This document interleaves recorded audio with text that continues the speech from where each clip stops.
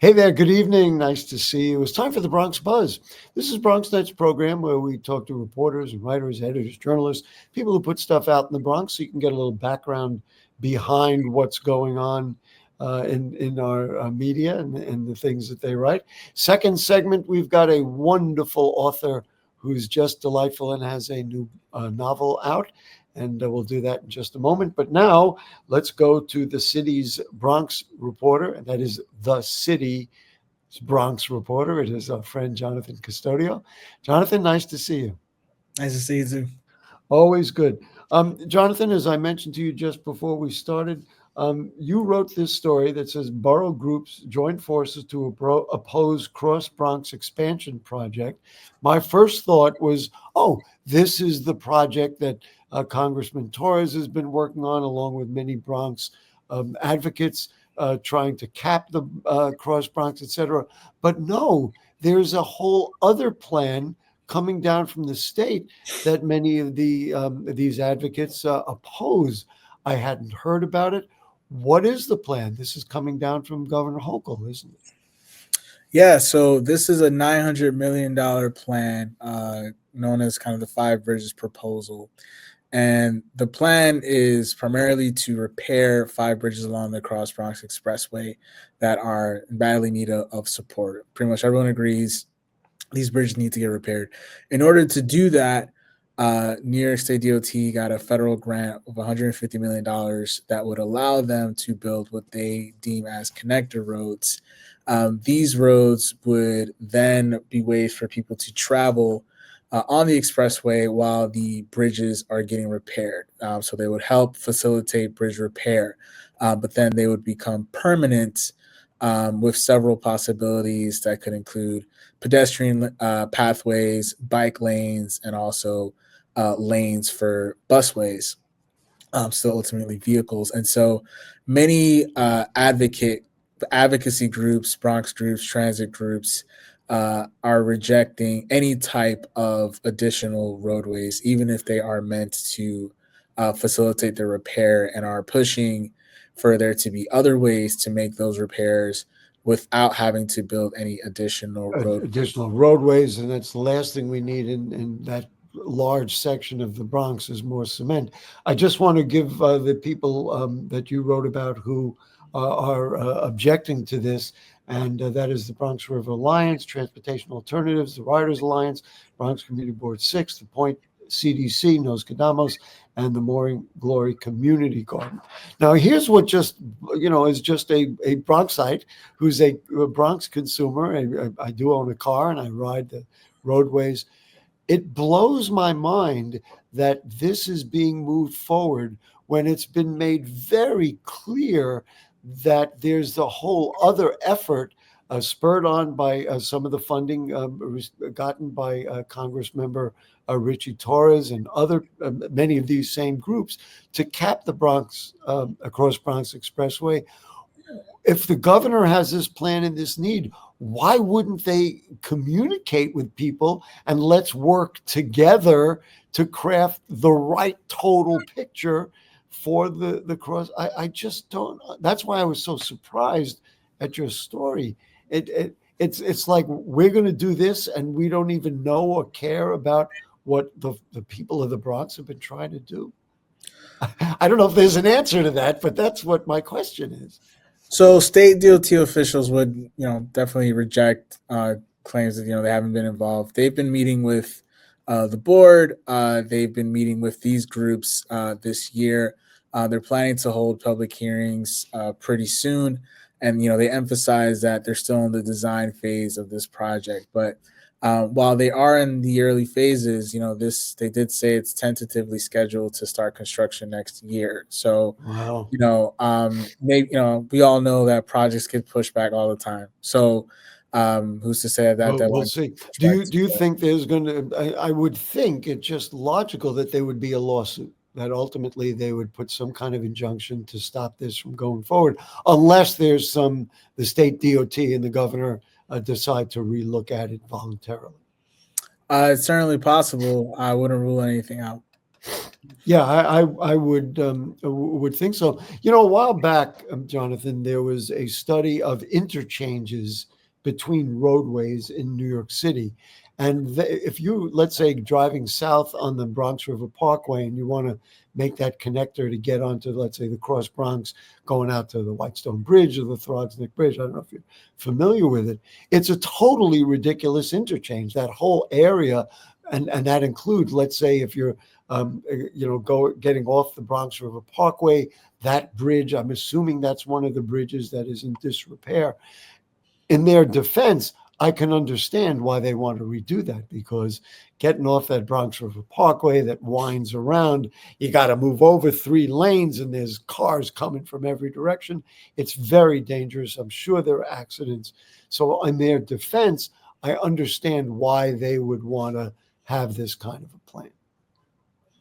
Yeah, you kind of just said now, and like I said earlier, no one disputes that the bridges need to be repaired, and that's something that both advocates and state officials have emphasized. And I think the sort of split is, how do you get there? Like I said, advocates are very much want to do this without building any additional roadways, no matter what they're used for.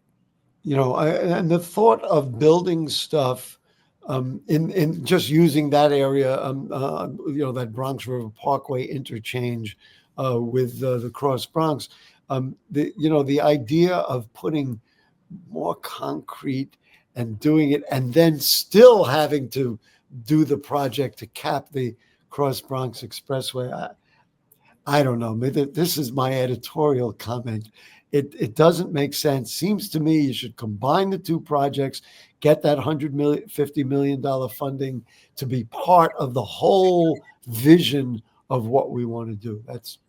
You can mark it down. That's what Gary said.